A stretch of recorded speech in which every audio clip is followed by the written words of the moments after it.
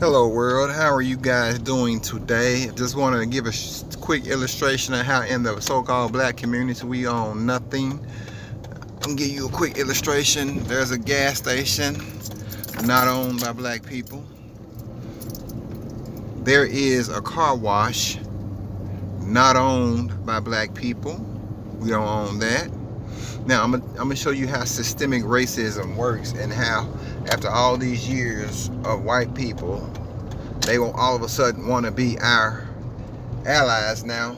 I'm gonna give you a quick illustration of why I'm not convinced that that's totally true. Okay, here on the right side where I'm filming, as you see the crack in my windshield, there's affluent side of Orange Mound.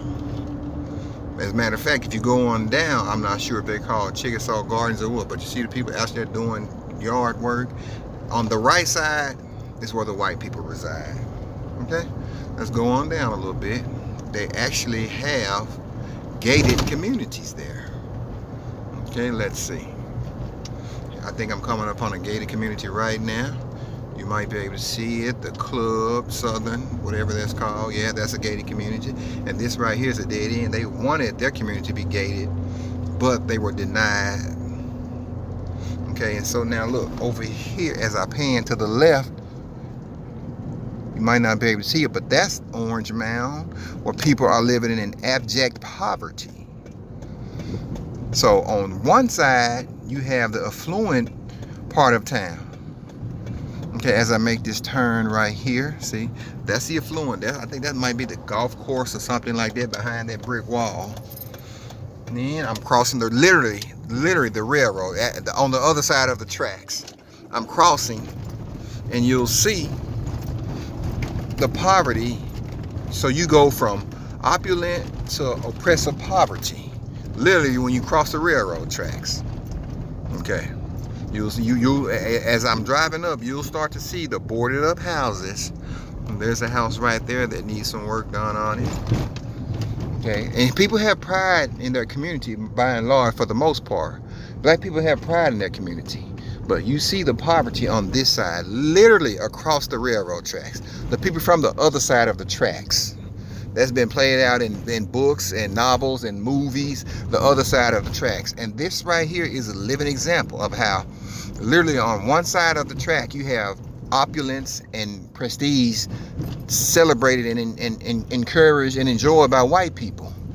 Then literally on the other side of the tracks you have abject poverty. As I scan, these are hard-working people, hard-working black people living in poverty. Literally on the other side of the tracks, you have white people living in opulence. Okay, now I'm going to show you how in the black community we own absolutely nothing. Now, I'm in Orange Mound, there's a tire shop. It's owned by black people. This used to be Dorothy's Beauty Salon. It was owned by black people, but for so many years, I do not know if it's still in operation right now. Those are two businesses owned by black people. I'm at the light. I'm going to press pause and continue when I get on down the street. Okay, now I'm back on the road. There's a church. There's so many churches in the so-called black community, but they don't band together to help us own any freaking thing. I don't understand that.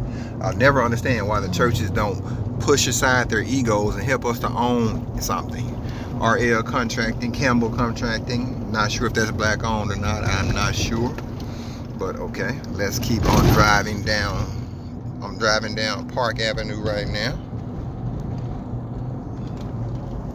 Okay, I don't know why it's so hard to see right now. Okay, but here's coming up on another church. Like I said, churches are abundant in the black community, but where are the economic opportunities that those churches should we go hand in hand with? There go another church on that side. Okay, here's coming up. Here's Easy Mart. You'll see it coming into the frame. Easy Mart, not owned by black people. Okay, now as I pan to this side, I'm gonna go. Okay, you have Jackson Hewitt, Twins Tobacco, D&P Nails, Coin Laundry Operated, Boost Mobile. You have a payment center, Smooth Wireless, another gas station, a gas station on that side. Okay, now let's see. We have a Walmart, a Walgreens right here. We have a CVS pharmacy on that side. I'm passing Cash America Pawn right there. Okay, there's a Mediterranean grocery, once again, owned by not us. Oriental Rugs, we don't own that. We own absolutely nothing in the black community. There's other businesses down here. Safeway Wholesale, not black owned. Protect, Easy Money, Cash Advance. They're abundant in the black community because we don't own shit. Predatory lending is abundant in the black community. Okay, now let me turn this around. Okay, so that's a quick illustration of how in the black community we don't own nothing. There are gas stations on every corner, not owned by us. There are plenty of churches in the black community. Why those churches are not banding together to make sure we own something? Okay, I'm coming up on, here's another title, another check cashing place right here, coming up. You'll see it coming in the frame. Title Bucks Loans, we don't own that. Auto Plan Insurance, we don't own that. Once again, there's a Cash America Pawn, we don't own that. We don't own shit in our community. Look, you see the Cash America Pawn, Pete and Sam, there go another freaking Tennessee Title loan. Not owned by black people. You see it coming in the frame. Not owned by black people. Metro T-Mobile, not owned by black people. Boost Mobile, not owned by black people. There's a Crumpy's Hot Wing. Crumpy's is owned by black people. Burger King, fast foods are abundant in our community. They sell us crappy foods, unhealthy foods, and wonder why we have so many underlying health conditions. There's also, let me zoom in. There's a Cricket store right there. We don't own that. We don't own, let me zoom out. Okay, so in closing, this is the problem in the so-called black community, which I say so-called because the community is where you spend your money. It's where your money is invested and where your money circulates. The dollar in the black community stays in the black community for 6 hours. And you juxtapose that with the white community where it might stay in for a week, Asian community for 2 weeks or whatsoever, the Jewish community for like 3 weeks or something like that, but it stays in the black community. So when we spend $1 in our community, it circulates in that community 6 months, and then it goes to someone else's community. So we are literally paying them to keep us in poverty. And it's been like that for years, and will continue to be like that as long as because these places in our community, they are supported by us. These gas stations, these Mexican places, and now the Arabs, they let the Mexicans have food trucks on their property, selling enchiladas and burritos, and we frequent those. We patronize those people, giving them our hard-earned money. That's the problem. We support everyone but our own. And when a black business opens up, we go in there asking for a fucking discount. We don't go in, the beauty supplies, and because they won't allow us in there. We walk in and they treat us like fucking criminals. They follow us around. Every aisle we go, they go. But they want our money, and we give them our money. That's a problem. We need to start supporting black businesses. We need to start going after these loans. Now's the time. White people love us for a moment. So black people, let's go out there. Let's start that nonprofit, which I'm trying to do. Let's start our businesses. Let's try to be more invested and have capital in our very own communities, because we are the only group of people. You won't find in the white community Arab store on every, you won't find that. You won't find a beauty supply store. Beauty supply store is only prevalent in the black community, and we support them. We give them our hard-earned money. Why is that? We need to stop that. We need to have more community economics. That's what we should be, that's what we should be trying to incorporate into our kids. A sense of well-being, a sense of belonging, a sense of we have ownership. Because when you have ownership in something, you're more apt to treat it with pride, to take pride in it. You're more apt to, feel like, hey, I got to say so in that community. I got to say so in what's going on. When we don't own anything, we don't own anything. So when Walmart or Walgreens or CVS or Rite Aid, they're burned to the ground in these protests, which most of the time are not started by us, let's get that straight. I care not about them being burned to the ground because they take their money and they're giving them to the corporations who don't give a fuck about us and our well-being. So when I hear misguided black people say we're burning our community, we don't have a fucking community. We have neighborhoods, and we're no longer neighborly because we want to mind our own business. So we're left with hoods. And that hood mentality is what permeates our well-being every freaking day. We have to get back to community pride, community sourcing. And that starts with having ownership in that said community. Because you can't feel pride when your money doesn't make a difference. When your money is being used to send someone else's kids to college. Your money is being used to send people to college who will still keep a system in place that has been keeping you suppressed for decades, for generations. Money is being used in our community to send white people's kids to school.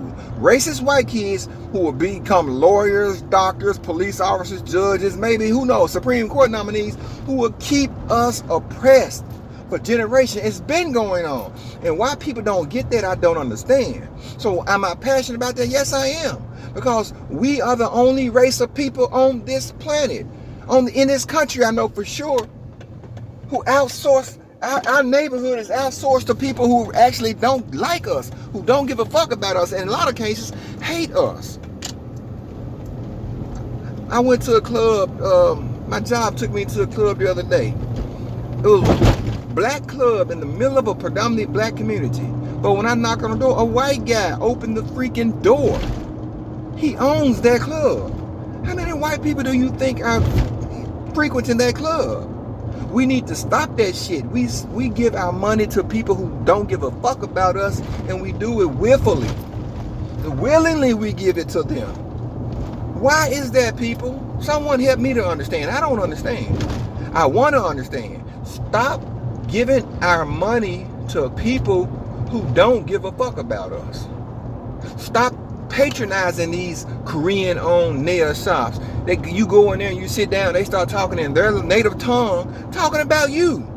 Then when it's time to pay, they speak American. Well, if you can speak American, you speak American while 90% of your clientele sitting in there getting their toes and nails done are American. Which we don't even speak. We should be speaking our native language, African. You know, that's what we should be speaking. We're speaking our oppressor's language. But still, you speak a language that we don't understand until it's time to pay. Then you say $13.35 or $49.39. Well, wait a minute, I thought you couldn't speak English. So, you know, that's just a quick illustration of how I wanted to show people that in the black community, the so-called black, we don't own shit. So, with that being said, I will continue to raise light and shine light and raise these issues that are dear to my heart, because I believe that this is my calling, to help my people, to shine light on the plight of my people. And a lot of people don't get that, they don't understand that, and that's fine. You don't have to. A lot of people question why I'm out there doing what I do. That's fine, you don't have to. But let me leave you with this.